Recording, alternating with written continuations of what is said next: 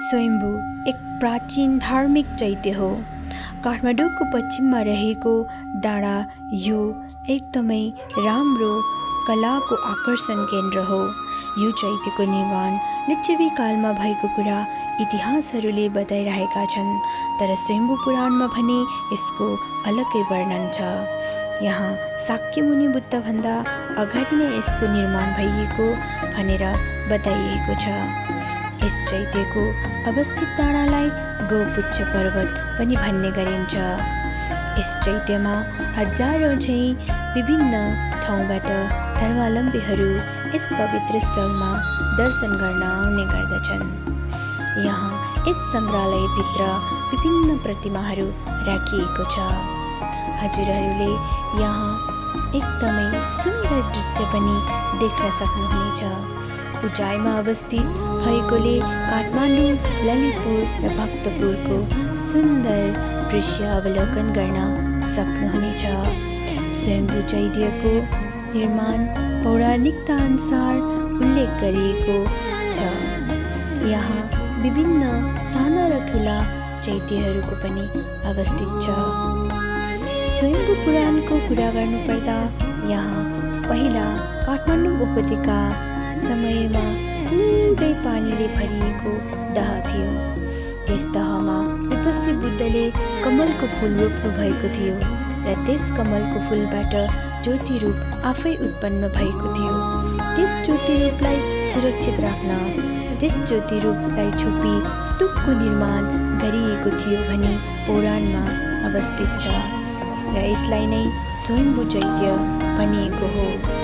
कालान्तरमा मञ्जुश्रीले यो ठाउँ बसोबास गर्न उपयुक्त भएको हुनाले यहाँ आफ्नो चन्द्रहास खड्गले चोभारको डाँडा काटेर यहाँको पानी बाहिर बगाउनु भएको थियो र पानी बगेपछि यहाँ उर्वर भूमि बन्यो र यस क्षेत्रको बीचमा रहेको कमलको फुल ज्योति रूप स्तूपमा परिणत भएको थियो।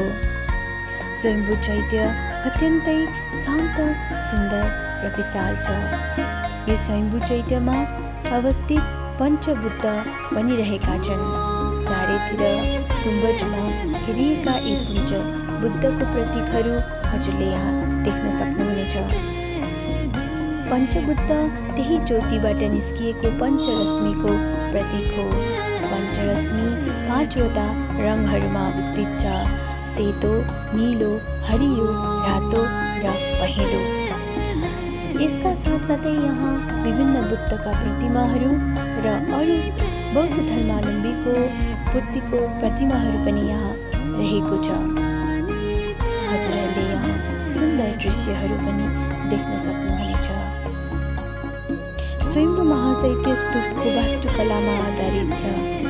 अर्धगोलाकारको गुम्बजमाथि चारैतिर 2वटा आँखा सहितको हर्मिकाको र त्यसमाथि 5 कोणीय तोरण र त्रयोदशी भुवनको प्रतीकको स्वरूप 13वटा चक्का र त्यसमाथि गजुर पनि राखिएको छ।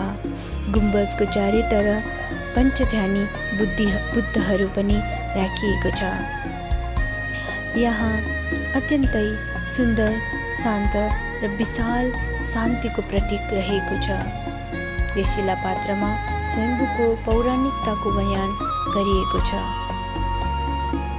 स्वयम्भू चैत्य अत्यन्तै सुन्दर रहेको छ।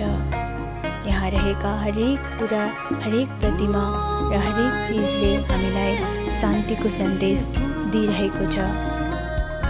हस् त आजको लागि म यति नै भन्ने गर्दछु र अरू यहाँ रहेका विभिन्न विषयहरूमा कुरा गर्नलाई म अर्को भिडियो लिएर